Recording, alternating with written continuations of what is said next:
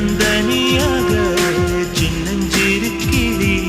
தத்தி தவிக்கையில் கண்ணில் மழை துளி இந்த ஈரம் என்று மாறுமா